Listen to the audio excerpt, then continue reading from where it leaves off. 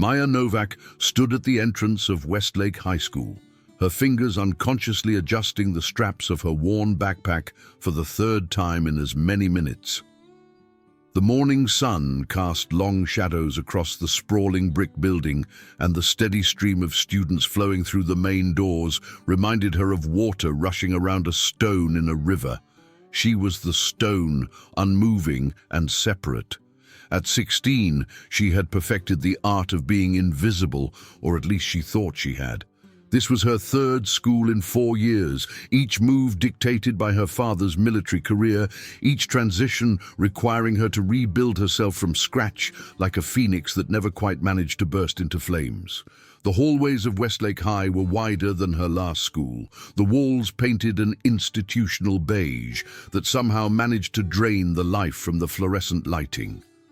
Trophy cases lined the main corridor, filled with decades of athletic achievements and academic awards, each one a testament to the legacy she would never be part of. Maya had learned not to look too closely at these shrines to permanence. There was no point in getting attached to things that would soon be memories. Her locker was number 847, tucked into a corner near the science wing where foot traffic was lighter. She'd specifically requested a location away from the main thoroughfares during registration, citing a need for quiet study time between classes.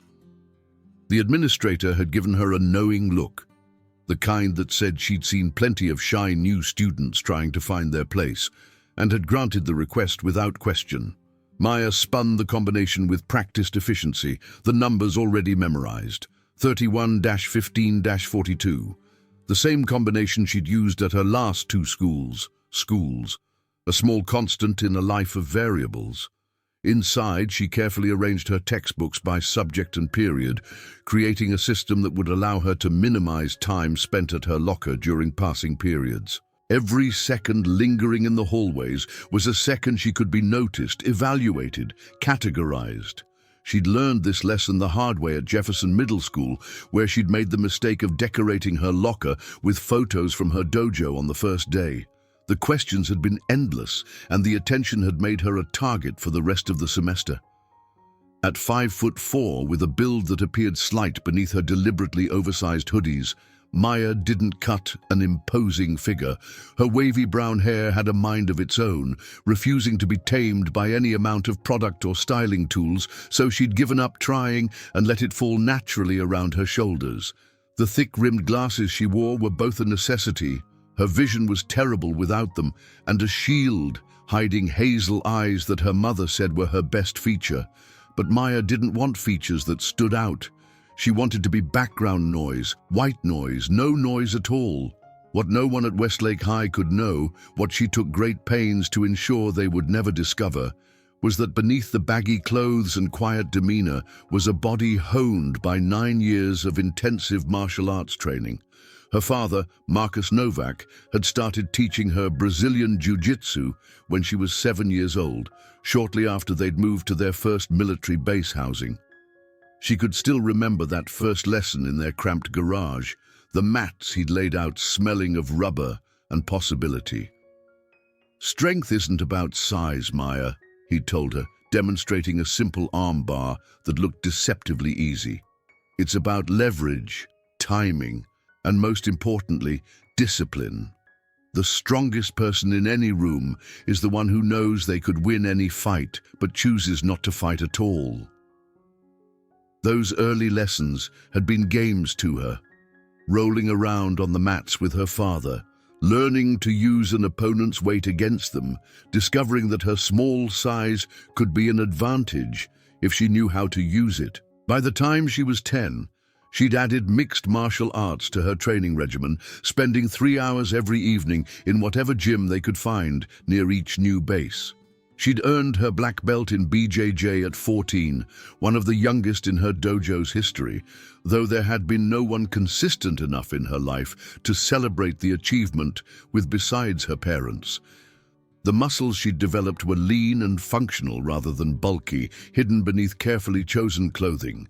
She'd learned to walk with a slight hunch, to move with deliberate awkwardness that suggested clumsiness rather than the cat-like grace her training had given her. In PE classes, she performed just well enough to pass, but never well enough to draw attention. When they did the annual fitness tests, she made sure to struggle visibly with push-ups she could do one-handed, to breathe heavily after runs that barely elevated her heart rate. The first bell rang, a harsh electronic tone that reminded Maya of the alarm at their base housing in Germany. She closed her locker and merged with the stream of students heading to first period, keeping her head down and her pace steady.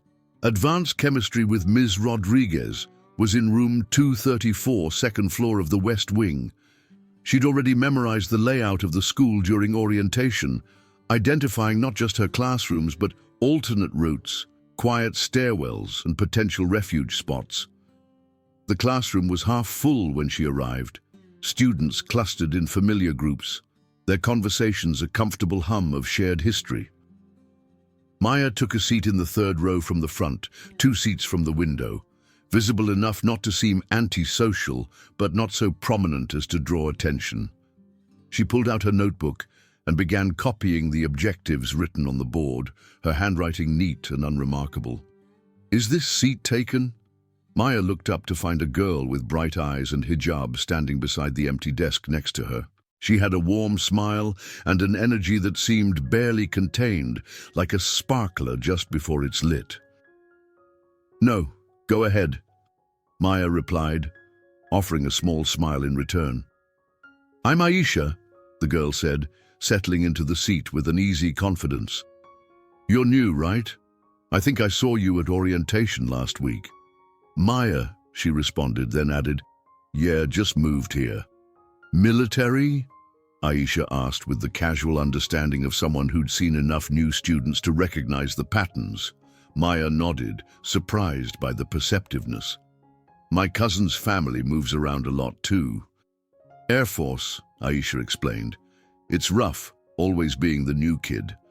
But Westlake's not too bad once you know who to avoid." Before Maya could ask what she meant, Aisha was already pulling out a color-coded notebook and an impressive array of highlighters. "So, fair warning about this class. Ms. Rodriguez is brilliant, but she talks super fast. I'll share my notes if you need them while you're getting caught up." It was a simple kindness, offered without expectation, and Maya felt something in her chest loosen slightly. "Thanks. That's really nice of you." "No problem," Aisha said, then lowered her voice as other students filed in. "Oh, and just a heads up. See those guys coming in now? The one with the perfectly styled hair and the 2 trailing behind him like lost puppies. That's Vince DeRosa and his crew. Stay clear of them if you can. They like to make sport of people, especially anyone they see as weak or different." Maya followed Aisha's gaze to the doorway, where 3 boys had entered with the kind of swagger that suggested they owned not just the classroom, but the entire school. The one in front, Vince apparently, had the kind of dark good looks that belonged on a teen drama poster. His hair was indeed perfectly styled, his clothes expensive without being flashy, and he moved with the confidence of someone who'd never heard the word no and meant it. Behind him, a massive boy who looked like he'd been built in a linebacker factory lumbered along, all shoulders and no neck. The third was tall and lanky with cold eyes that swept the room like he was cataloguing potential victims. They took seats in the back corner, their presence immediately changing the energy of the room. Conversations became quieter, students unconsciously angling their bodies away from that corner, as if avoiding the event horizon of a black hole. Maya noted all of this with the tactical awareness her father had drilled into her. Always know your environment, always identify potential threats, always have an exit strategy.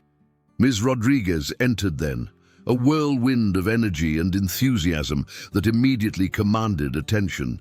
She was young for a teacher, maybe early 30s, with wild curly hair barely contained in a ponytail, and safety goggles already perched on top of her head. "All right, my beautiful minds," she announced. "Today we're diving into thermodynamics, and I promise you it's going to be more exciting than it sounds. Can anyone tell me the first law?" The lesson proceeded at a breakneck pace, just as Aisha had warned. Maya found herself fully engaged for the first time in weeks, her mind working to keep up with the complex concepts and rapid-fire delivery. She'd always been good at science. The precision of it appealed to her, the way every action had an equal and opposite reaction, the predictability of cause and effect. Unlike people, chemicals behaved according to rules that didn't change based on social hierarchies or unspoken codes. She was so absorbed in copying a particularly complex equation that she didn't notice the small folded paper that landed on her desk until Aisha subtly nudged her. Maya glanced at it, then around the room. Several students were watching her with barely concealed interest. The paper had come from the back corner. With a sinking feeling, she unfolded it. Written in messy handwriting was, "Nice glasses, 4 eyes, very 1980s librarian chic." Maya crumpled the paper and dropped it into her backpack without reaction, returning her attention to the board. She could feel eyes on her, waiting for some response. Anger, embarrassment, tears. She gave them nothing, her face remaining neutral as she continued taking notes. After a moment, the attention shifted away, but she could sense disappointment in the air, like predators denied their prey. The rest of the class passed without incident, but Maya could feel the occasional glance from the back corner, evaluating, calculating. When the bell rang, she packed up quickly, but not so quickly as to seem like she was fleeing. "Hey," Aisha said as they filed out, "don't let them get to you. They're idiots with too much time and too little brain." "I'm fine," Maya assured her, and she was. She'd dealt with far worse than juvenile notes. At her last school, a group of girls had conducted a systematic campaign to destroy her reputation, spreading rumors that grew more elaborate with each telling. She'd endured it all with the same stoic patience, knowing that eventually she'd move again, and it would all be irrelevant. "What's your next class?" Aisha asked. "AP History with Mr. Brennan." "Oh, you're smart, Aisha said with a grin. "I'm in regular history, barely keeping my head above water. But if you go down the main hallway and take a left at the trophy cases, his room is the 3rd door on the right. Can't miss it. He's got this massive American flag that takes up an entire wall." Maya thanked her and headed off, taking note of Aisha's friendliness as both a potential asset and liability. Friends were complicated. They asked questions, expected reciprocity, noticed things. But they also provided camouflage, a social shield that could deflect unwanted attention. She'd have to consider carefully how to proceed. The hallways between classes were chaos, a river of teenagers flowing in multiple directions, eddies forming around lockers and doorways, conversations shouted over the din. Maya navigated it all with practiced ease, using her smaller size to slip through gaps, never pushing but never stopping either. She'd learned the rhythm of hallway traffic at enough schools to know the universal patterns. She was just rounding the corner near the trophy cases when it happened. A shoulder slammed into hers, hard enough to send her stumbling. Her books went flying, papers scattering across the floor like fallen leaves. Muscle memory kicked in. She could have easily converted the stumble into a roll, could have kept her books secured, could have avoided the collision entirely if she'd wanted to reveal her capabilities. Instead, she let herself fall to one knee, playing the part of the clumsy new girl perfectly. "Watch where you're going," a voice said from above her. She looked up to find the massive linebacker from chemistry class, Travis, she thought Aisha had called him, standing over her with a smirk that suggested the collision had been anything but accidental. A small crowd had formed, the universal teenage response to potential drama. "Sorry," Maya mumbled, beginning to gather her scattered belongings. "You should be," Travis said, making no move to help. "These hallways are for people who belong here, not randoms who can't even walk straight." Behind him, she could see Vince and the lanky one, Dylan, watching with amusement. This was a test, she realized. They were establishing the hierarchy, putting her in her place early. It was a dance she'd seen before, performed with minor variations at every school. She continued collecting her papers, keeping her movements deliberately fumbling, inefficient. A few other students helped, shooting disapproving looks at Travis but saying nothing. No one wanted to draw his attention to themselves. "Butterfingers," Dylan called out, earning laughs from their immediate circle. Maya stood once she had everything, clutching her books to her chest in a way that made her look smaller, more vulnerable. "I'll be more careful," she said quietly. "You better be," Travis replied, then shouldered past her again, just hard enough to make her take a step back. The crowd dispersed as the trio moved on, conversations resuming as if nothing had happened. Maya reorganized her books and continued to Mr. Brennan's class, filing the encounter away in her mental catalogue of threats. Level 1, intimidation, basic dominance display.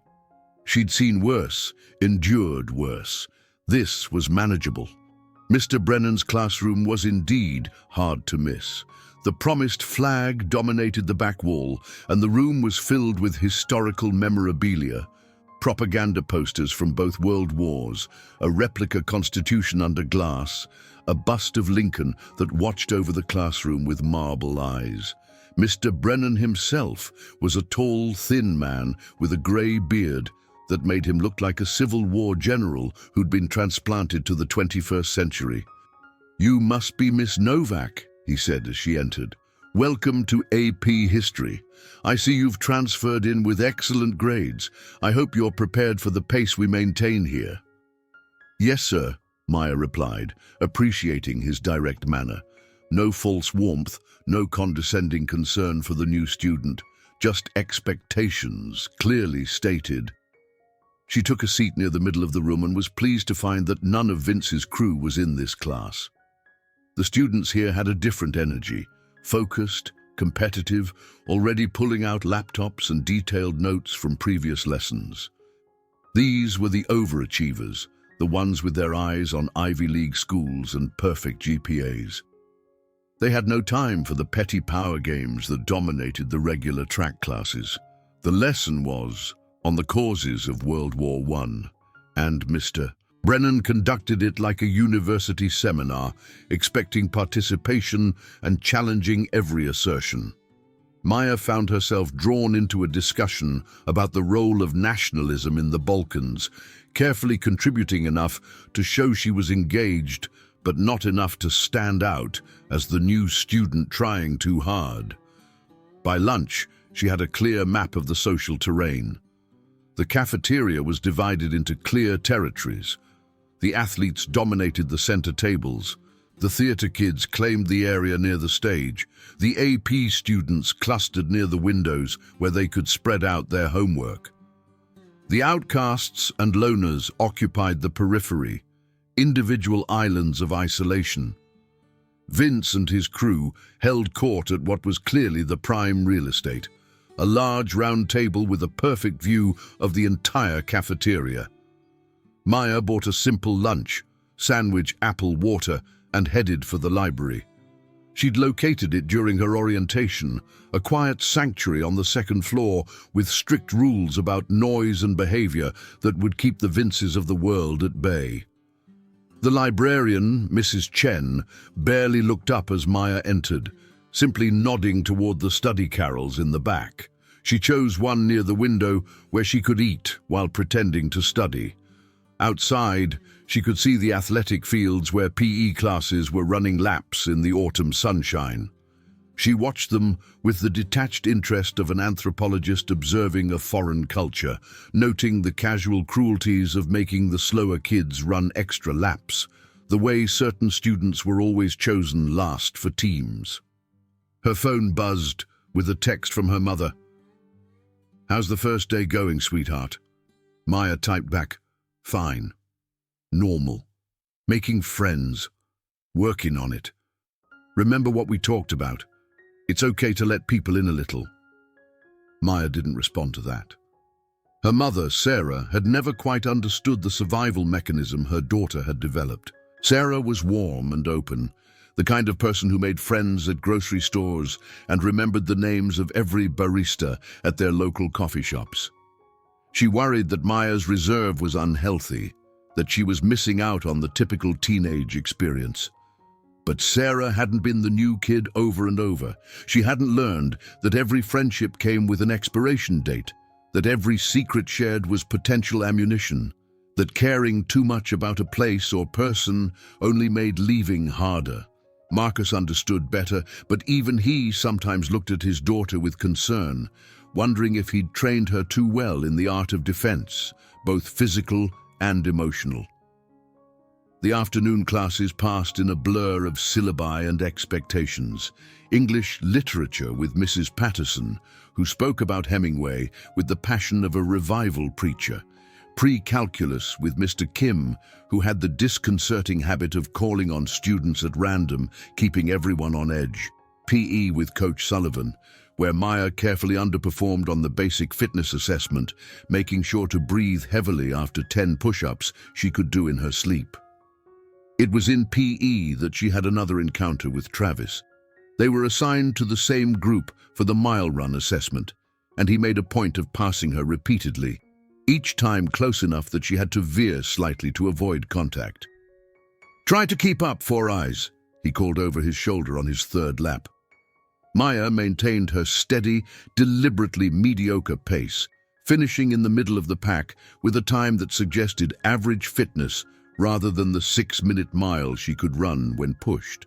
Coach Sullivan marked her time without comment, though Maya caught him watching her with a slightly puzzled expression, as if something didn't quite add up. In the locker room, she changed in a bathroom stall as she always did, emerging in her regular clothes just as the other girls were finishing up. She caught a few curious glances, but no one commented. It was unusual but not unheard of. Plenty of girls were self-conscious about changing in front of others. "That Travis is such a jerk," one girl was saying as Maya packed up her gym clothes. "Did you see him trying to intimidate the new girl?" "Which new girl?" another asked. "The quiet one with the glasses." "Maya, I think." Maya kept her head down, pretending not to hear. "Oh yeah, I heard Vince and his crew already have her marked. Dylan was telling everyone she's probably going to be their project this semester." "That's so messed up. Remember what they did to that kid Brian last year? He literally transferred schools mid-semester." "Well, maybe someone should warn her. And make ourselves targets? No thanks." The conversation moved on to other topics, but Maya had heard enough. She was officially on their radar, marked as prey. It was a familiar feeling, almost comfortable in its predictability. At least she knew where she stood. The final bell couldn't come soon enough. Maya had survived day one, but she knew it was just the beginning. The real campaign would start once they realized she wasn't going to provide the entertainment they expected. No tears, no outbursts, no desperate attempts to fit in that they could mock. Her lack of reaction would escalate things, it always did. The predators would push harder, seeking the response they craved. She was at her locker, packing up for the day, when Aisha appeared beside her. "Hey, you survived," Aisha said cheerfully. "That's better than some new kids manage. Want to walk out together? Safety in numbers and all that." Maya considered declining, but there was something genuine about Aisha that was hard to resist. "Sure." As they walked toward the exit, Aisha chatted about teachers, upcoming assignments, and which lunch spots to avoid, unless you wanted food poisoning. It was comfortable, normal, the kind of conversation Maya imagined regular teenagers had all the time. They were just passing the gym when Vince materialized in front of them, flanked as always by his loyal lieutenants. "Aisha," he said with false warmth, "I didn't know you were into charity work now." "I didn't know you were into being a cliché, Vince," Aisha shot back. "Seriously, the whole bullying thing is so played out. Very 2010. Vince's smile tightened. "I'm just being friendly. Wanted to welcome our new student properly." He turned to Maya, his dark eyes scanning her with the calculating look of someone determining exactly how to inflict maximum damage. "Maya, right?" I hope you're finding everything to your satisfaction." "It's fine," Maya said neutrally. "Just fine?" Dylan interjected with mock concern. "That's disappointing. We pride ourselves on our hospitality here at Westlake." "Maybe she just has high standards," Travis added with a smirk, "coming from wherever nowhere she crawled out of." "Columbus," Maya said quietly. "I came from Columbus." "Ohio?" Vince laughed. "That explains the fashion sense. Very Midwest chic. I especially like the glasses. Very retro. What are those, your grandmother's?" A few passing students had slowed to watch the interaction, that universal teenage instinct for drama, drawing them like moths to flame. "We should go," Aisha said, taking Maya's arm. "No need to rush off," Vince said, stepping slightly to block their path. Not aggressively enough to be called out for it, but enough to make the power dynamic clear. "We're just getting to know each other, building community. Isn't that what high school's all about?" "I thought it was about education," Maya said, allowing a tiny edge into her voice. Vince's eyebrows rose slightly, surprised by even this small pushback. "Cute. She has a spine after all. This might be more fun than I thought." "Leave her alone, Vince," Aisha said firmly. "Or what?" Dylan asked, his cold eyes fixing on Aisha. "You'll report us for being friendly? I'm sure Principal Winters would love to hear that complaint." It was a threat, subtle but clear. Vince's father was on the school board, his mother was head of the PTA. They had influence, protection. It was why they could operate with such impunity. "Come on," Aisha said, pulling Maya around them. This time, Vince let them pass, but Maya could feel his eyes on her back as they walked away. "Well," Aisha said once they were outside, "you're definitely on their radar now. I'm sorry. I probably made it worse by standing up to them."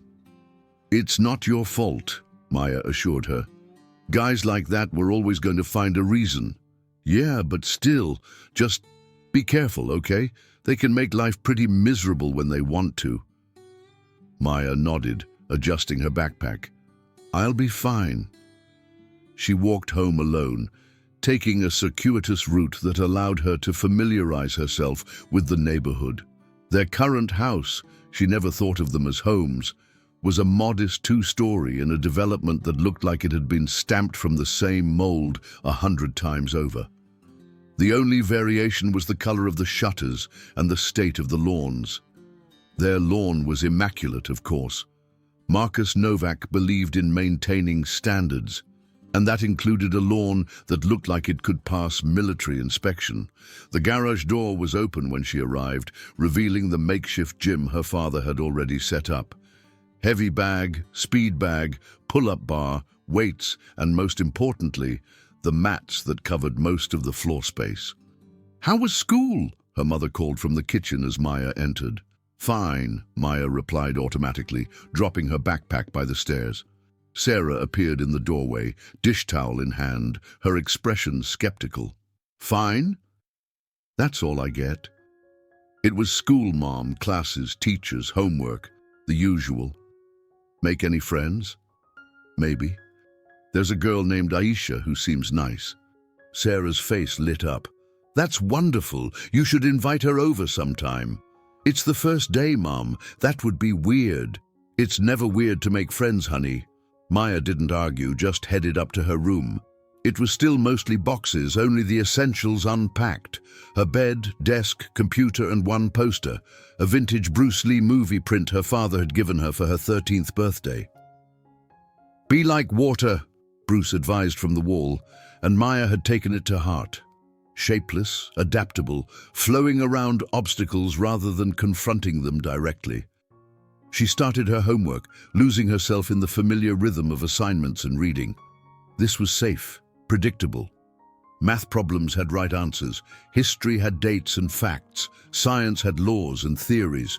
None of it required navigation of complex social dynamics or the exhausting performance of being less than she was. At 6, her father called her down for training. Marcus Novak was not a large man, standing only 5'10", but he carried himself with the coiled readiness of someone always prepared for action. His hair, once dark like Maya's, was now more silver than brown, and his face bore the weathered look of someone who'd seen too much in too many places. "How was school?" he asked as they began their warm-up routine. "I was identified as a target by the local power structure," Maya reported, falling into the military brevity her father preferred. 3 males, seniors, with established patterns of harassment. No physical contact yet beyond intentional shoulder check. Likelihood of escalation, high. Marcus paused in his stretching. "Do you need me to intervene?" "Negative. Situation is manageable. You know the rules of engagement. Avoidance first, de-escalation second. Physical response only when facing imminent harm or unable to retreat. And if you do have to engage, minimum force necessary to neutralize the threat and enable escape. No permanent damage, no showing off." Marcus nodded, satisfied. "Good. Now let's work on your ground game. You're still telegraphing when you're about to attempt a sweep." For the next 2 hours, they trained with the focused intensity that had become their shared language. This was where Maya felt most herself, not the shy new girl, not the underperforming student, but a trained fighter working to perfect her craft. Her father pushed her hard, never allowing her size or age to be an excuse. "In a real situation, your opponent won't care that you're smaller," he'd say, putting her in a chokehold she had to escape. "They won't go easy because you're young or female. Those things make you a target, so you turn them into advantages." By the time they finished, Maya was drenched in sweat, her muscles burning with the pleasant ache of hard work. They sat on the mats, sharing a bottle of water, the comfortable silence of 2 people who understood each other without words. "You know," Marcus said finally, "you don't have to hide it forever. Your training, I mean." "Yes, I do," Maya replied. "The moment people know, everything changes. I become either a threat or a novelty. Either way, I stop being able to blend in. Maybe blending in isn't as important as you think," says the man who taught me that the element of surprise is the greatest tactical advantage. Marcus chuckled. "Fair point. But Maya, I worry sometimes that you're so focused on being invisible that you're forgetting to actually live." "I'm living. I'm just doing it quietly." The next few days followed a similar pattern. Maya attended classes, excelled academically while carefully managing her performance in anything physical, and endured escalating harassment from Vince and his crew. The shoulder checks became more frequent. Her books were knocked from her hands at least once a day. Notes appeared in her locker, each one more crude than the last. "Nice shirt. Did you raid a homeless shelter? I bet you smell as bad as you look. Nobody wants you here. Do everyone a favor and leave." She kept them all, filed in a folder in her backpack. Not as evidence, she had no intention of reporting anything, but as intelligence. The handwriting told her Dylan wrote most of them. The word choice suggested he was trying to impress Vince with his cruelty. The escalation pattern followed predictable lines. Aisha tried to provide a buffer when she could, but they only had 2 classes together, and Maya discouraged her from getting too involved. "They'll just target you too," Maya warned during a quiet moment in chemistry. "Let them try," Aisha said defiantly. "I've dealt with jerks before." "Not like these," Maya said, recognizing the particular brand of entitled cruelty that came from those who'd never faced real consequences. The first real escalation came on Thursday. Maya was eating lunch in the library when Vince, Travis, and Dylan appeared at her table.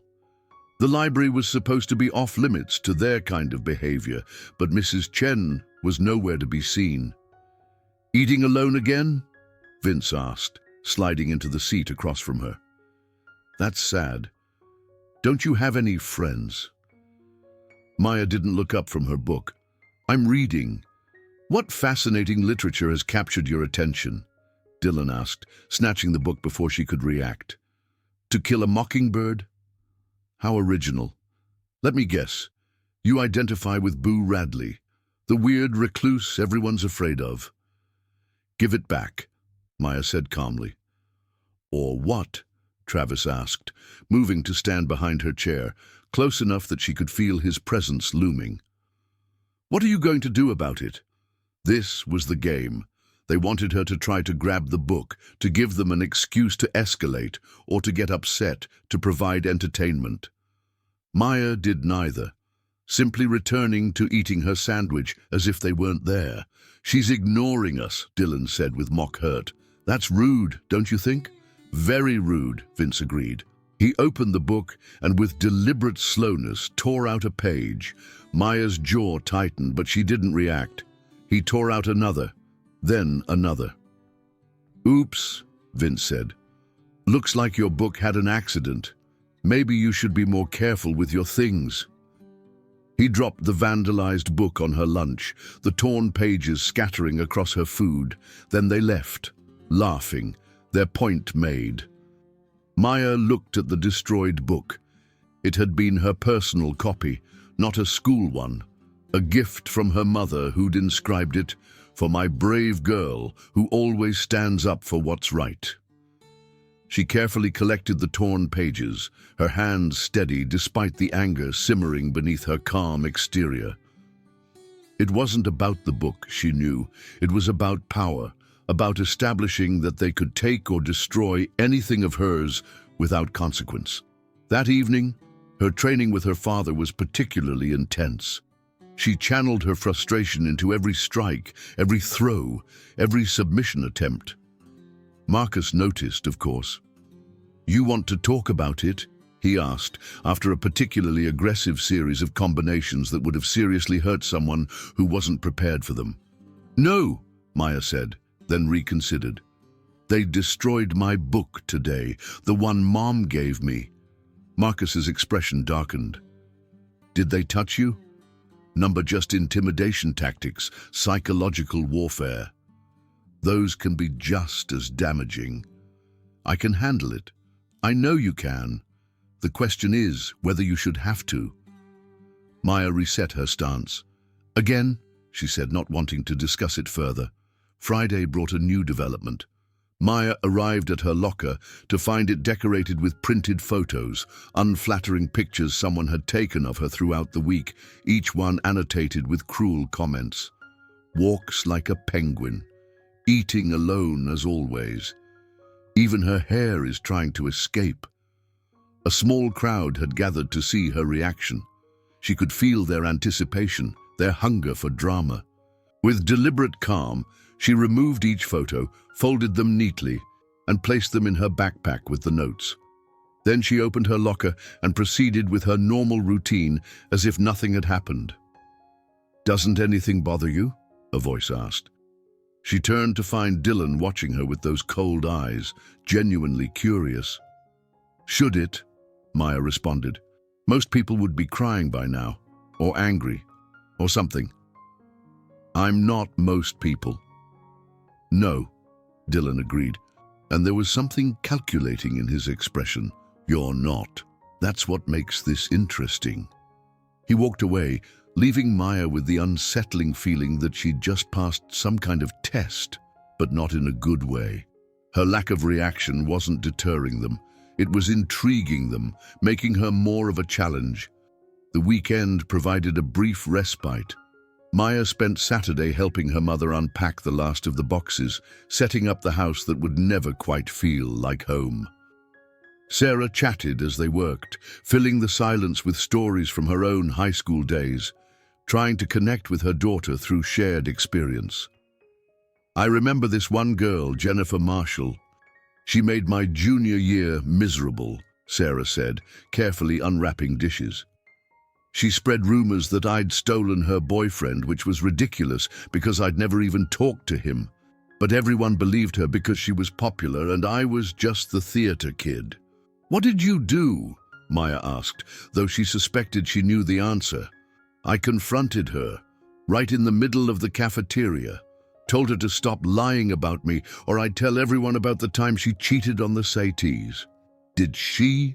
She backed off. Bullies usually do when you stand up to them."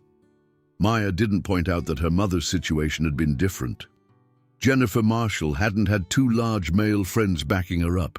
She hadn't had parents with influence in the school system. And most importantly, the social dynamics of the 1990s were different from today, where every confrontation could be recorded, edited, and shared online within minutes. Sunday was training day. Marcus had arranged for them to visit a local MMA gym where Maya could spar with opponents who didn't know her, who wouldn't hold back because she was the coach's daughter. She wore nondescript workout clothes and kept her head down as they entered. But once on the mats, she transformed. Her first opponent was a woman in her 20s who clearly thought the teenager would be an easy warm-up. Maya let her think that for about 30 seconds, then executed a perfect takedown that left the woman tapping out in surprise. The second opponent, warned by the first, came at her more seriously but still underestimated her speed. Maya moved like water, flowing around attacks, finding openings that shouldn't exist, applying pressure in ways that seemed to defy physics. "Your girl's good," the gym owner told Marcus as they watched Maya roll with her third opponent, a man twice her size, whom she was systematically dismantling with technique and patience. "She's better than good," Marcus replied with quiet pride. "She just doesn't know it yet." Monday arrived too quickly, bringing with it the familiar dread of another week at Westlake High. Maya had just settled into her first period chemistry class when the announcement came over the PA system. "Maya Novak, please report to the guidance counselor's office. Maya Novak to guidance." She could feel every eye in the room on her as she gathered her things. Vince, from his corner seat, gave her a mocking salute. Aisha shot her a concerned look. The guidance counselor, Ms. Martinez, was a woman in her 40s with kind eyes and a collection of motivational posters that made her office look like a Pinterest board come to life. "Sit down, Maya," she said warmly. "I wanted to check in with you. How are you settling in?" "Fine," Maya replied automatically. "I know transitioning to a new school can be challenging, especially mid-semester. Are you making friends?" "Some. Any problems? Anyone giving you trouble?" Here it was.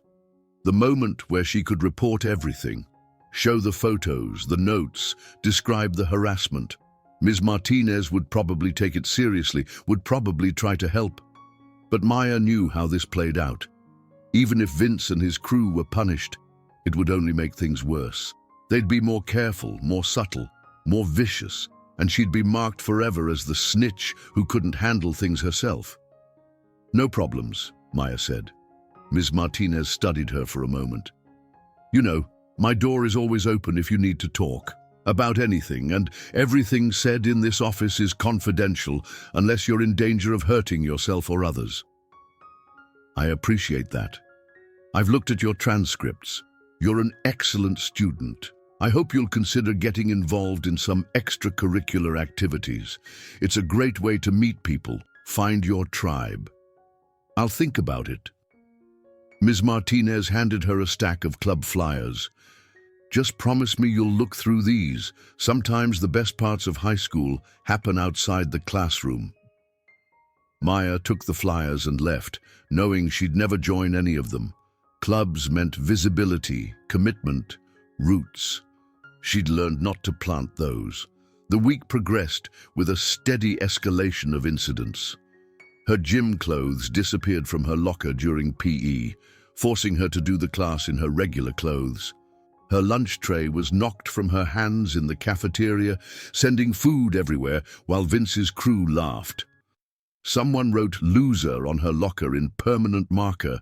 Through it all, Maya maintained her facade of calm indifference, but the effort was exhausting. It wasn't the harassment itself, she'd endured worse.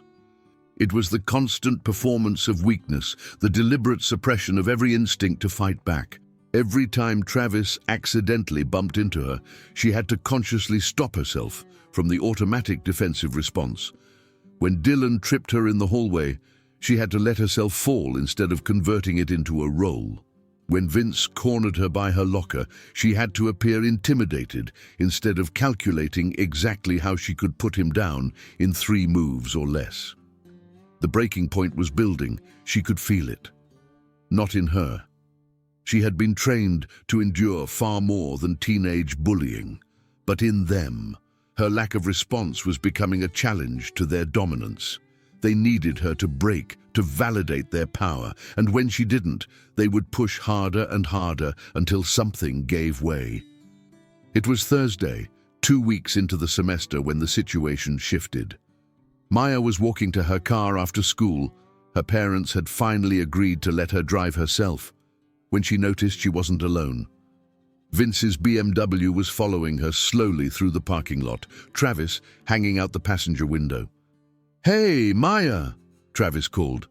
"Need a ride?" She kept walking, keys in her hand. "Don't be rude," Dylan said from the back seat. "We're trying to be friendly." The car pulled ahead of her, blocking her path to her beat-up Honda Civic. Vince got out, leaving the engine running. "We need to talk," he said, his usual smirk replaced by something harder. "About what?" Maya asked, stopping a safe distance away. "About your attitude. See, there's a natural order to things at Westlake, and you're disrupting it. By existing, by thinking you're better than everyone else, walking around like you're untouchable, like nothing we do matters. I just want to be left alone." "That's not how it works," Travis said, getting out of the car as well. "You don't get to opt out. Everyone has a place in the hierarchy. You either accept yours at the bottom or we put you there. And if I don't?" Dylan was out of the car now too, the 3 of them forming a loose semicircle around her. The parking lot was nearly empty, most students long gone. "Then we get creative," Vince said, "and trust me, we can be very creative." This was it, Maya realized. The moment where they'd either back down or escalate to physical intimidation.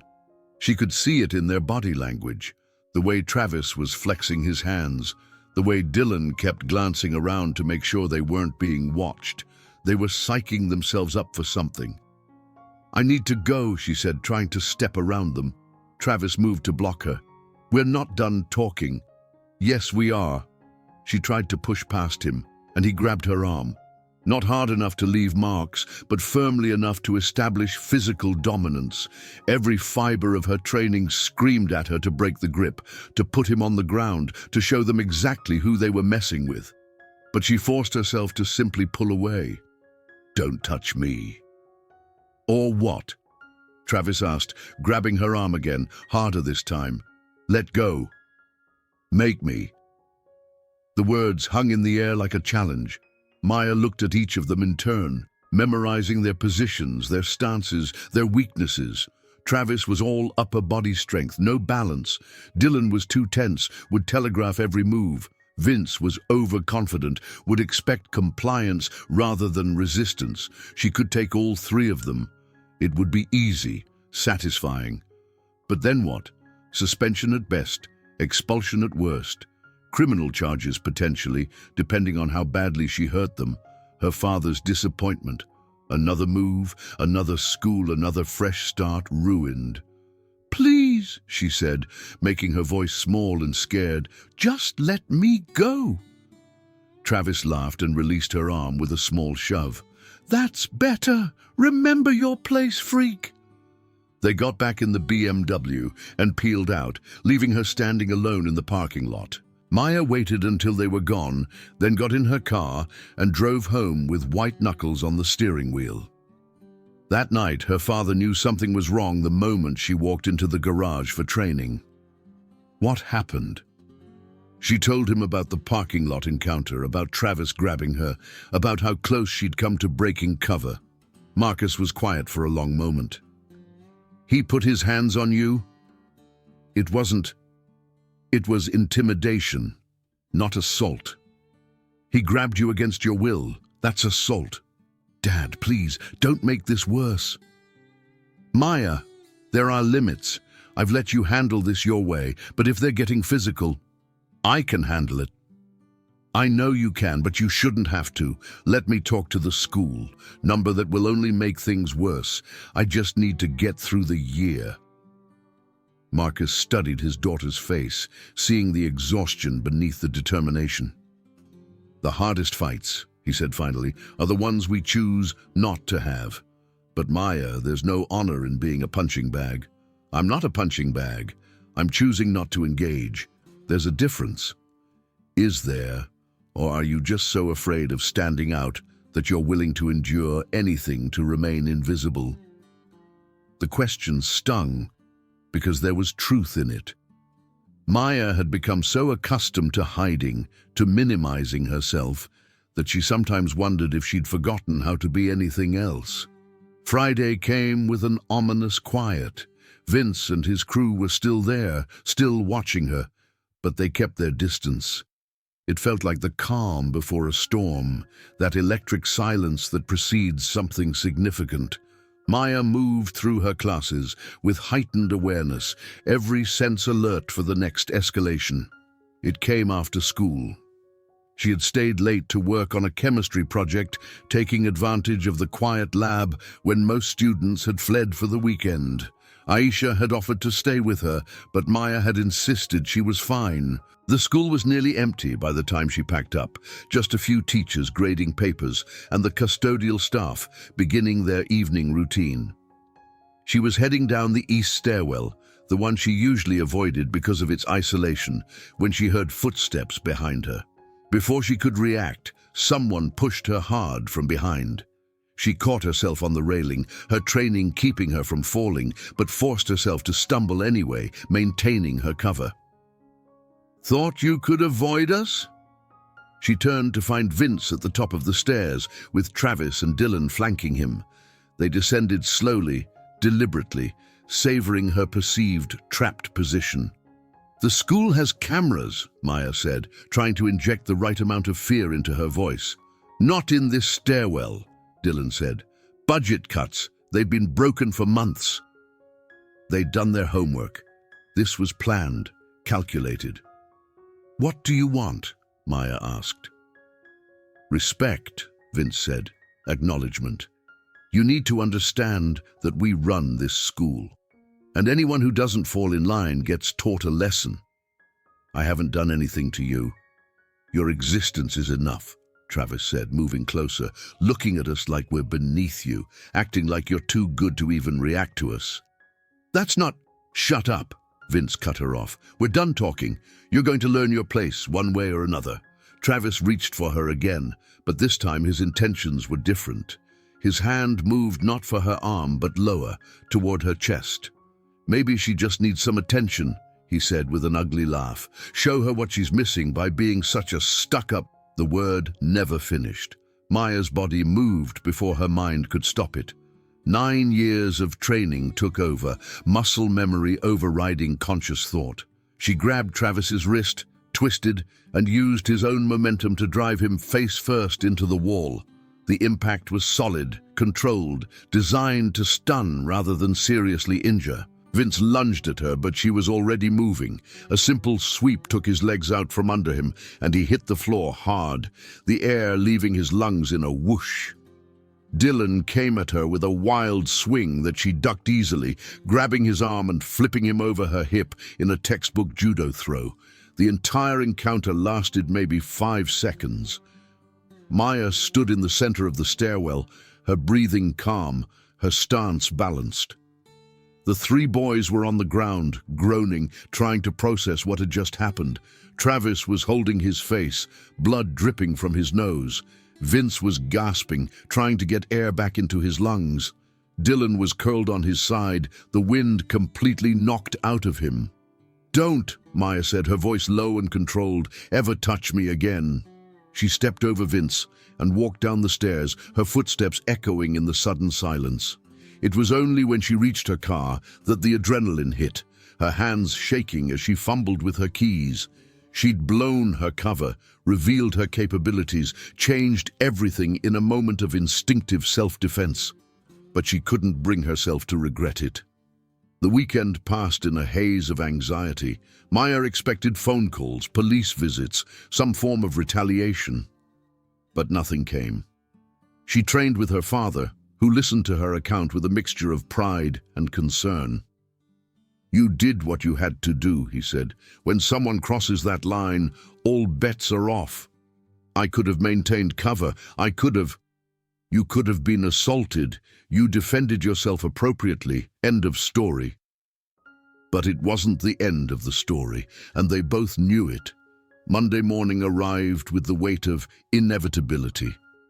Maya walked into school expecting stares, whispers, confrontation. What she found was something else entirely. The hallways parted for her. Students stepped aside as she passed, their expressions a mixture of awe, fear, and curiosity. Conversations stopped mid-sentence, then resumed in hushed tones once she'd passed. "Is it true?" Aisha appeared at her locker, eyes wide. "Did you really take down all three of them? How did you—" "Everyone knows. Someone saw them leaving school Friday. Travis had a bloody nose, Dylan was limping, and Vince looked like he'd been hit by a truck. And then someone remembered seeing you leave right after them, completely fine. It's not what people think." "Did they attack you?" Maya hesitated, then nodded. "Then you defended yourself. That's amazing. Do you know how many people they've terrorized? How many kids have transferred because of them? And you fought back." Before Maya could respond, the PA system crackled to life. "Maya Novak, please report to the principal's office immediately.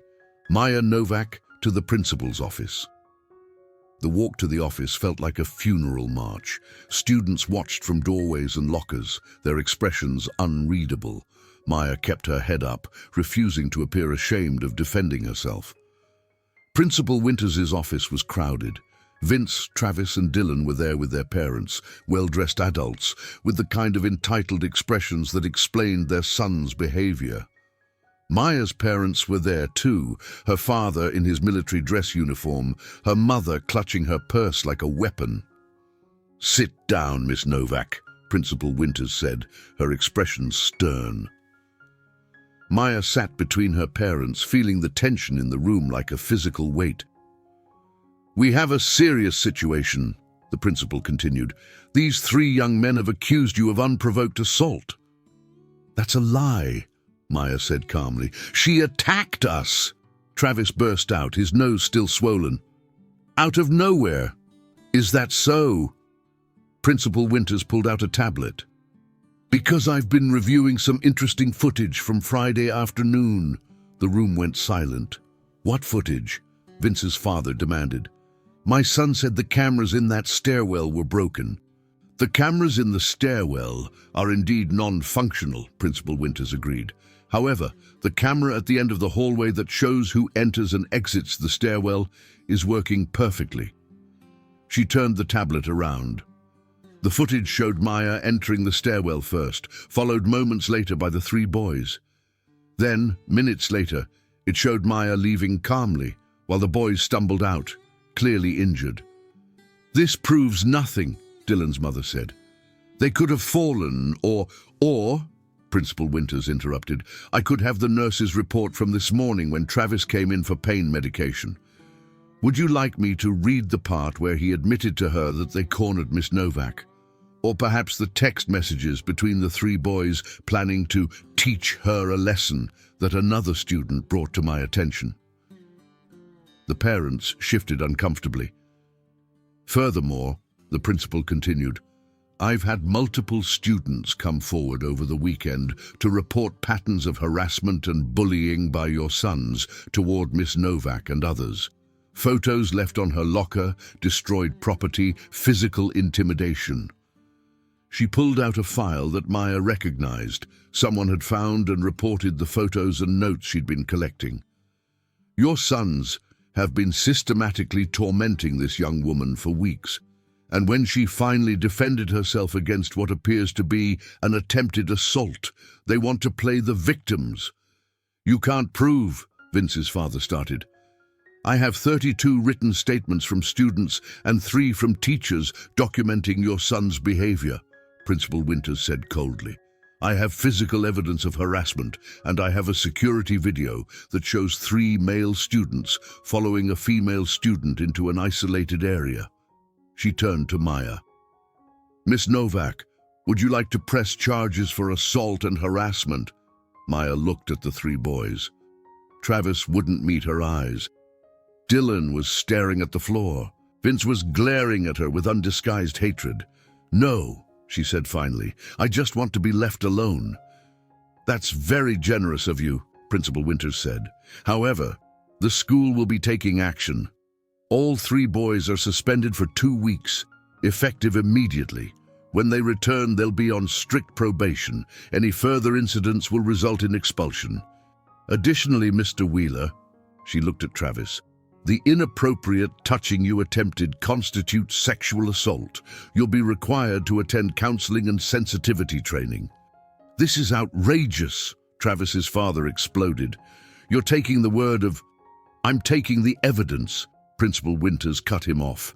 And frankly, your sons are lucky Miss Novak isn't pressing charges. From what I understand, she showed remarkable restraint in only defending herself to the extent necessary to escape. She turned to Maya's parents. Mr. and Mrs. Novak, I apologize that your daughter was subjected to this treatment at our school. We failed in our duty to provide a safe environment, and I take full responsibility for that failure. What about her? Vince's mother demanded. She assaulted our boys. She defended herself against 3 larger, older students who had cornered her in an isolated location after weeks of documented harassment, Principal Winters said firmly. Under our zero-tolerance policy for bullying and sexual assault, she was well within her rights. In fact, she looked at Maya with something that might have been approval. I'm impressed by her restraint. Many people would have done far worse in that situation. The meeting ended with the 3 families leaving in various states of anger and humiliation. Maya and her parents stayed behind. I owe you an additional apology, Principal Winters said once they were alone. When you came to see Ms. Martinez and said everything was fine, we should have looked closer. The signs were there. I didn't want to make waves, Maya said. I understand. But I hope you know now that you don't have to handle everything alone. And Miss Novak, your self-defense skills are quite impressive. Have you ever considered teaching others? Teaching. We have a women's self-defense club that could use someone with actual expertise. It's currently run by a well-meaning but under-trained volunteer. Perhaps you'd consider taking it over. Maya looked at her parents, who nodded encouragingly. I'll think about it, she said. The walk back to class felt different from the walk to the office. The stairs were still there, but now they were mixed with something else. Respect, admiration, even hope. Maya had done what so many had dreamed of but never dared. She'd stood up to the untouchable trio and won. Aisha was waiting outside her chemistry class. So, what happened? They're suspended. 2 weeks. Aisha let out a whoop that drew stares from passing students. This is the best day ever. Do you know what this means? People can actually relax for 2 weeks. No one looking over their shoulder, no one afraid of becoming the next target. It's just a suspension. They'll be back. Yeah, but different. Everyone knows now that they're not invincible, that someone can fight back, that someone did fight back. The rest of the day was surreal. Students approached Maya throughout the day, some to thank her, some to share their own stories of harassment, some just to look at her with awe. The quiet, nerdy new girl had turned out to be a warrior in disguise. In PE, Coach Sullivan pulled her aside. I knew something was off about your fitness test results, he said with a grin. No one with reflexes like yours struggles with 10 push-ups. How long have you been training? 9 years, Maya admitted, seeing no point in lying anymore. Martial arts. BJJ and MMA primarily. He whistled. And you've been hiding it this whole time? I don't like attention. Well, you've got it now. Might as well use it for good. Principal Winters mentioned the self-defense club. You should do it. Lot of kids here could benefit from learning to protect themselves. The lunch period brought another surprise. Maya was heading to her usual spot in the library when a group of girls intercepted her. "Sit with us," one of them said. It wasn't really a request. Maya found herself at a table surrounded by girls she'd never spoken to before, all of them looking at her with expressions ranging from curiosity to admiration. "Show us," one demanded. "Show you what?" "The move, the one you used on Travis. I can't just—" "Please," another girl said, and her voice was different, quieter. "He cornered me last year. Nothing happened, but only because a teacher walked by. I've been terrified of him ever since." Maya looked around the table and saw similar stories in several faces. These weren't just curious spectators. These were victims, survivors, people who'd been where she was but hadn't been able to fight back. "I can't demonstrate here," she said, "but if you come to the self-defense club—" "You're going to run it?" Maya made a decision. "Yes, starting next week." The table erupted in excited chatter. Plans were made, schedules compared, promises to spread the word extracted. For the first time since arriving at Westlake, Maya felt something she hadn't expected. Connection. Not friendship exactly, not yet, but the beginning of something. The 2 weeks of the boys' suspension passed quickly. The Self-Defense Club's first meeting drew 43 students, mostly, but not exclusively, girls. Maya started with basics, awareness, escape techniques, using your voice as a weapon.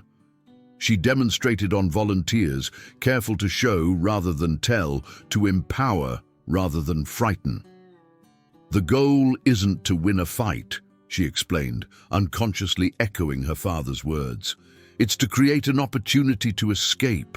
You don't have to be stronger than your attacker, you just have to be smarter." She taught them to identify pressure points, to use leverage instead of strength, to turn an attacker's size against them. But more than techniques, she taught them confidence. The way they walked through the halls began to change. Heads higher, steps more certain, voices stronger. Aisha became her assistant, enthusiastic if not particularly coordinated. "I'm never going to be a ninja like you," she said after a particularly clumsy attempted throw, "but at least now I know how to jam my keys in someone's eyes if I need to." "That's not what I taught you." "No, but it's what I took from it. Use whatever weapons you have, right?" The day Vince, Travis, and Dylan returned to school was tense. Maya saw them in the hallway, walking with none of their former swagger. Travis actually stepped aside when he saw her coming, his eyes fixed firmly on the floor. Dylan gave her a wide berth, nearly pressing himself against the lockers to avoid any chance of contact. Vince was different. He met her eyes, and she saw something there she didn't expect. Not hatred, not fear, but something like respect mixed with resentment. He nodded, almost imperceptibly, an acknowledgement of something.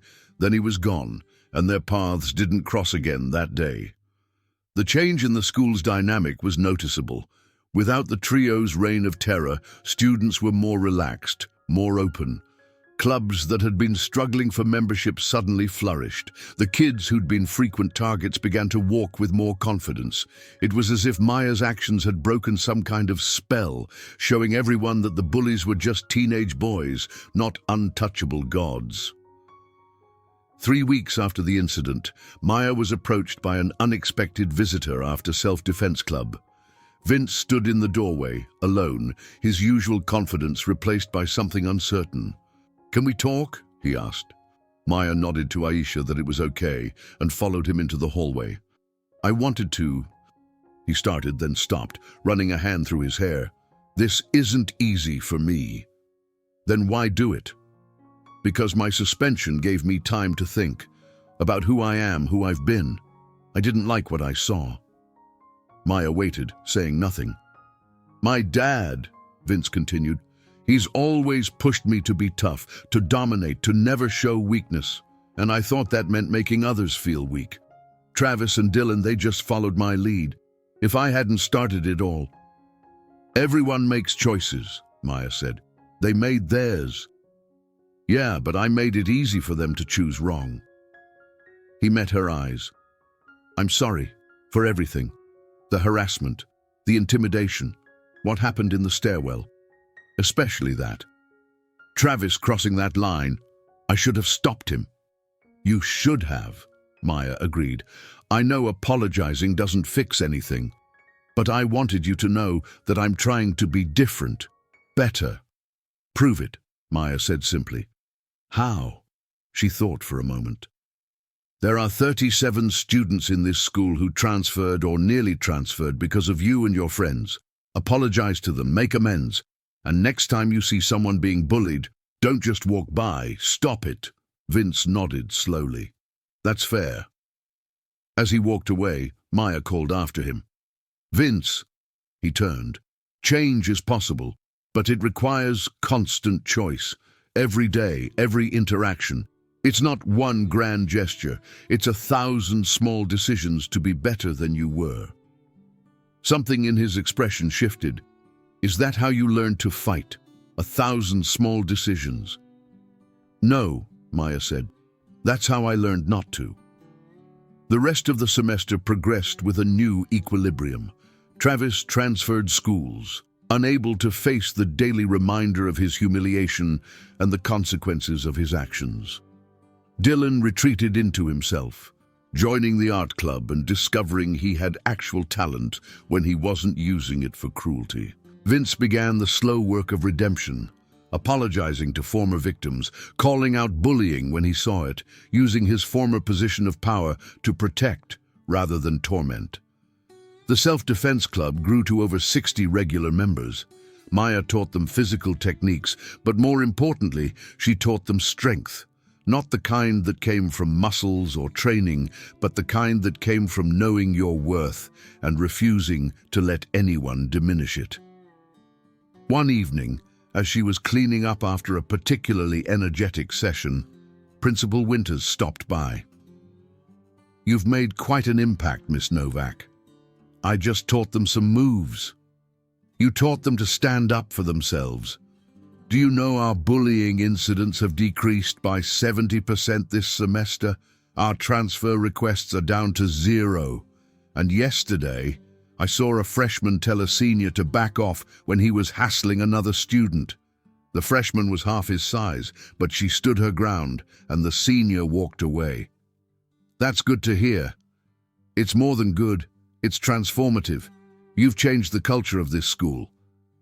Maya felt uncomfortable with the praise. I just did what I had to do. No, Principal Winters corrected.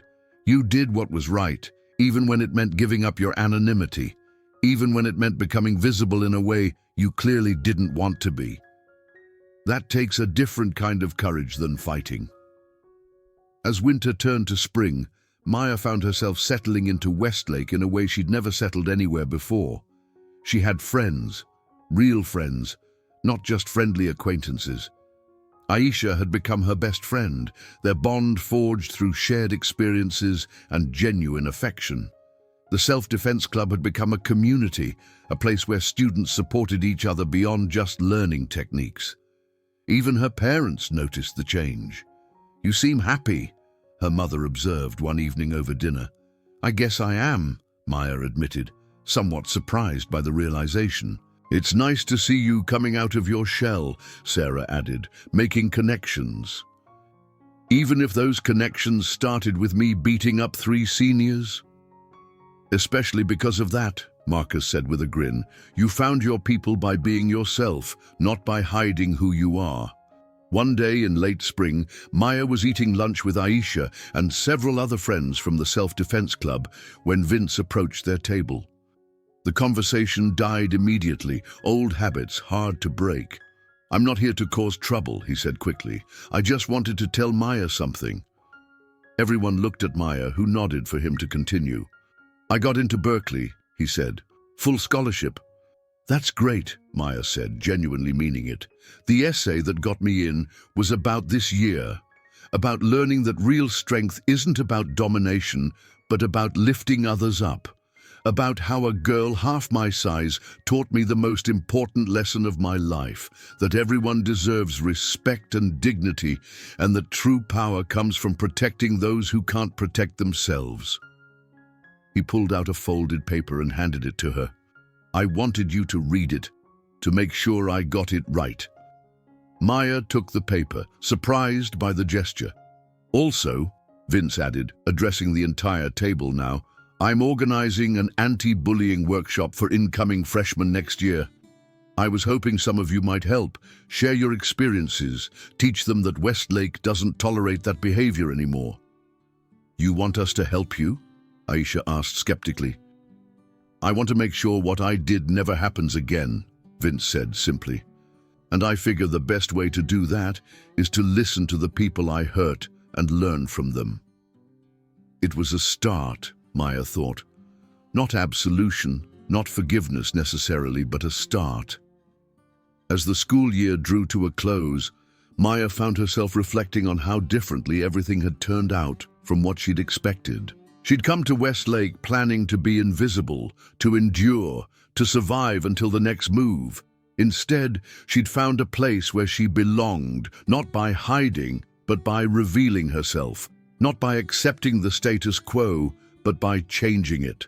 The last self-defense club meeting of the year was emotional.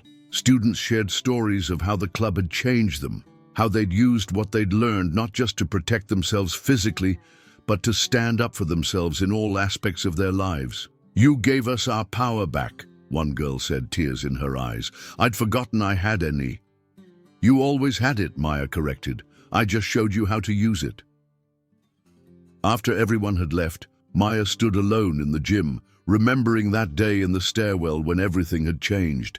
She'd spent so long hiding her strength, afraid of standing out, afraid of the attention it would bring.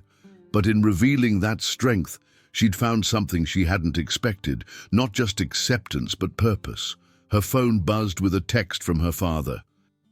Training in 10 minutes, don't be late. Some things, she thought with a smile, never changed. As she headed home, Maya passed the east stairwell where everything had shifted.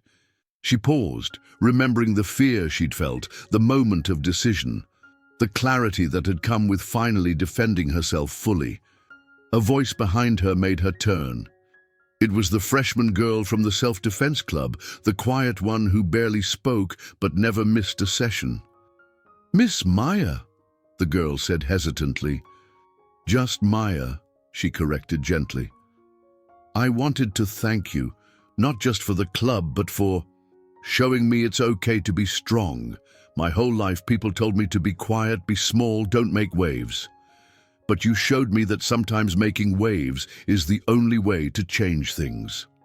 Sometimes the biggest wave you can make is simply refusing to be pushed around, Maya said. The girl nodded, then hurried off to catch up with her friends. Maya watched her go, noting the confident stride, the straight spine, the head held high. Another person discovering their own strength. Summer arrived with promises of change. Maya's father received orders. They'd be moving again, but not until after Maya's senior year. For the first time, she had the promise of finishing high school in one place, of seeing things through to the end. You could actually have a normal senior year, her mother said excitedly.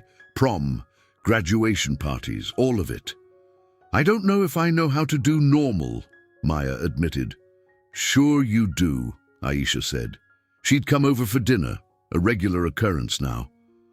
Normal is just what we make it. And our normal includes a bunch of badass kids who know how to defend themselves, reformed bullies, actually trying to be better people, and a school where everyone watches out for each other. That's our normal. The summer passed quickly. Maya taught at a local MMA gym, working with kids who reminded her of herself at that age, small, uncertain, searching for strength. She taught them the same lessons her father had taught her, the same ones she'd passed on to the self-defense club. Strength wasn't about domination, it was about discipline, control, and knowing when not to fight. Vince kept his word about the anti-bullying workshop. He recruited Maya, Aisha, and several others to help plan and execute it. It was awkward at first, working with someone who'd made their lives miserable, but Vince's commitment seemed genuine. He listened more than he talked, deferred to their experiences, and publicly owned his past behavior without excuses. "I was a bully," he said to the assembled freshmen on the first day of school. "I terrorized people because I could, because it made me feel powerful. And then someone stood up to me. Actually, she knocked me flat on my back, and I realized that real power isn't about making others feel small. It's about lifting them up." He introduced Maya then, and she found herself standing in front of 200 freshmen, all looking at her with a mixture of curiosity and awe. The legend of the stairwell incident had grown over the summer, reaching mythic proportions. "I'm not a superhero," she said, addressing the elephant in the room. "I'm not special. I'm someone who trained hard and was forced to use that training. But the most important thing I learned wasn't how to fight. It was that everyone has the right to feel safe, to be respected, to exist without fear, and sometimes ensuring that right requires standing up to those who would deny it." The workshop was a success. The freshmen left with a clear understanding that bullying wouldn't be tolerated, not by the administration, not by the older students, and not by each other. The culture of Westlake had shifted fundamentally. Senior year began with Maya in a position she'd never imagined, visible, respected, even sought after. Colleges had heard about her work with the Self-Defense Club and anti-bullying initiatives. She received recruitment letters from schools with strong criminal justice and social work programs, seeing in her someone who could make a real difference. The Self-Defense Club had become so popular they had to split it into beginner and advanced sections. Maya taught the advanced group, focusing not just on physical techniques, but on the philosophy behind them. She brought in guest instructors, police officers, social workers, survivors of assault, to provide different perspectives. Dylan surprised everyone by becoming one of the club's most dedicated members. He'd spent the summer in therapy, working through issues that had led to his cruel behavior. "I was angry at everything," he told Maya one day after practice. "And instead of dealing with it, I took it out on anyone I saw as weaker. You showing me I wasn't as strong as I thought. It was a wake-up call." He'd also discovered that his artistic talents extended beyond cruel caricatures. His graphic novel about redemption and second chances had won a state competition, and he was heading to art school after graduation. As fall turned to winter, Maya found herself part of something she'd never experienced before: traditions. Homecoming, where she went with a group of friends rather than a date, all of them wearing matching Self-Defense Club t-shirts as a joke. The winter formal, where Vince publicly apologized to every person he'd bullied, one by one, in front of the entire school. It was awkward and uncomfortable, but it was also necessary, a public acknowledgement of harm done and responsibility taken.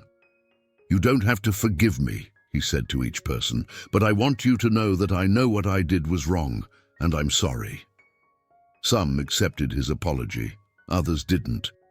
But everyone appreciated the gesture, the public ownership of his actions.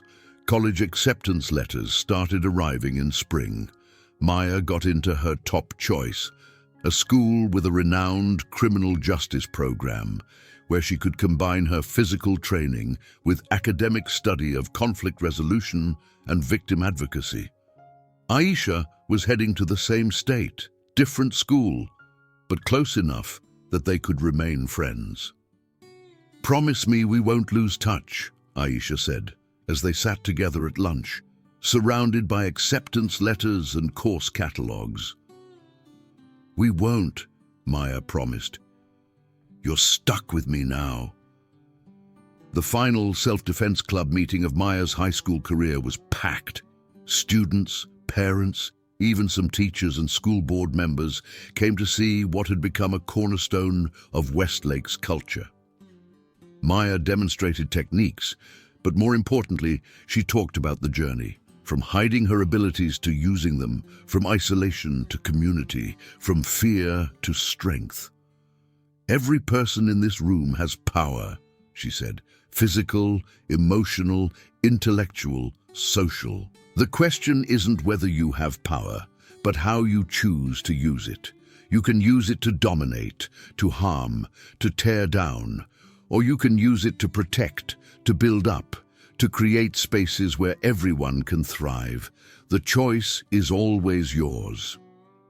Principal Winters presented her with an award, the first annual Westlake Courage Award, created specifically to honor a student who stood up for others at personal cost. "This young woman changed our school," the principal said, "not through force or fear, but through example. She showed us that one person standing up can inspire dozens to do the same. She turned victims into victors, bullies into allies, and a culture of fear into one of mutual respect." Maya accepted the award uncomfortably, still not entirely at ease with public recognition. But as she looked out at the crowd, her parents beaming with pride, Aisha wiping away tears, even Vince applauding genuinely, she realized that visibility wasn't the burden she'd thought it was. It was a responsibility, yes, but also an opportunity. Prom arrived with all the fanfare typical of such events. Maya went with a group of friends from the self-defense club, all of them having decided that dates were overrated and group solidarity was more fun. She wore a simple dress that her mother had helped her pick out, one that allowed for movement because even at prom, she couldn't completely turn off her tactical awareness. The night was perfect in its imperfection. Bad music, worse food, awkward dancing, and moments of genuine joy. When they announced prom court, Maya was shocked to hear her name called for prom queen. She tried to decline, but Aisha literally pushed her onto the stage. Standing there, crown slightly askew on her head, because of course it didn't fit properly, Maya looked out at her classmates and saw not the strangers she'd expected to remain, but friends, allies, people she'd influenced and who'd influenced her in return. "I'm not really a speech person," she said into the microphone, "but I guess I want to say that when I came to Westlake, I planned to be invisible, to get through without being noticed.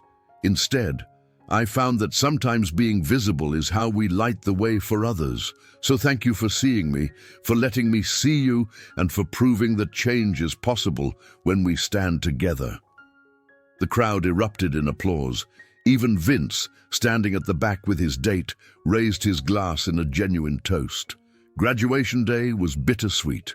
Maya sat with her class, no longer the outsider, but an integral part of the Westlake story. When they called her name, the applause was thunderous. She'd won several awards, the Courage Award again, an Excellence in Leadership Award, and a special recognition for her impact on school culture. As she walked across the stage, Maya caught sight of 3 freshman girls in the audience wearing self-defense club t-shirts, watching her with the same expression she'd probably had watching her father demonstrate techniques all those years ago. Admiration mixed with determination to be that strong themselves. After the ceremony, in the chaos of families and photos, Travis approached her. He'd come back for graduation, though he'd finished his senior year at another school. "I wanted to apologize," he said quietly. "Properly. What I did, what I tried to do, there's no excuse for it." "No," Maya agreed, "there isn't. I've been in counseling, trying to understand why I thought that was okay, why I felt entitled to." He trailed off. "Anyway, I wanted you to know that you changed my life. Not in a good way at first. I was angry, humiliated, but eventually I realized you'd shown me who I really was, and I didn't like what I saw. So I'm trying to be better." "Good," Maya said simply. "Keep trying." As he walked away, Aisha appeared at her side. "That must have been hard for him." "Good," Maya repeated. "Growth should be hard." Change should cost something. Otherwise, it's just performance. The summer after graduation was a whirlwind of preparation for college, final training sessions with her father, and saying goodbye to the place that had become, unexpectedly, home. The self-defense club would continue. Several juniors had been trained to take over, and Principal Winters had hired a professional instructor to oversee it. On her last night in town, Maya stood in the empty gym where she taught so many students to find their strength. Vince found her there, having come to say his own goodbye. "I never thanked you," he said, "for knocking you on your ass. For showing me I needed to be knocked on my ass. For proving that actions have consequences. For demonstrating what real strength looks like." They stood in comfortable silence for a moment. "We could have been friends," Vince said finally. "If I hadn't been such a massive jerk when you arrived. You're actually pretty cool." "We are friends," Maya corrected. "Now. We're friends now. It just took a really rocky path to get here." "Do you regret it? Having to reveal yourself, giving up being invisible?" Maya thought about it. "I regret that it was necessary. I regret that you and your friends created an environment where I had to choose between my safety and my anonymity. But I don't regret the choice I made. It led to something better than invisibility." "What's that?" "Community, purpose, the knowledge that I could make a difference." As she drove away from Westlake for the last time, Maya thought about the girl who'd arrived 2 years ago, determined to remain unseen and unchanged. That girl had been afraid, not of physical confrontation, but of connection, of putting down roots only to have them ripped up again. But roots, she'd learned, weren't just about place. They were about people, about impact, about the changes you created that persisted even after you left. The self-defense club would continue. The culture of the school had permanently shifted. Lives had been changed, including her own. Her phone buzzed with a text from Aisha. "Just saw 3 freshmen practicing the wrist grab escape you taught us in the park. Your legacy lives on, Ninja Girl." Maya smiled. She'd come to Westlake as nobody from nowhere, planning to leave the same way. Instead, she was leaving as somebody who'd made a difference, who'd stood up when it mattered, who'd chosen visibility over safety, and found strength in community rather than isolation. The shy new girl was gone, replaced by someone stronger, more confident, more connected. Someone who understood that true strength wasn't just about the ability to fight, but about the courage to be seen, to stand up, to create change, even when it meant sacrificing the comfortable invisibility she'd wrapped around herself like armor. As she pulled onto the highway heading toward college and her next chapter, Maya thought about all the future students who would walk through Westlake's halls without fear, who would know they had the right to exist without harassment, who would understand that everyone had power and the choice of how to use it. That was her true legacy, not the legend of the stairwell fight, not the viral story of the girl who took down 3 bullies, but the fundamental shift in what was acceptable, what was possible, and what strength really meant. And as the miles passed and Westlake faded into memory, Maya realized she wasn't leaving anything behind. She was carrying it all with her. The lessons learned, the connections made, the strength found not in hiding, but in standing tall and refusing to be anything less than exactly who she was. The road ahead was long and uncertain, but for the first time in her life, Maya wasn't planning to navigate it alone. She had friends, mentors, a community that extended beyond geography. She had the knowledge that she could create change, that one person standing up really could make a difference.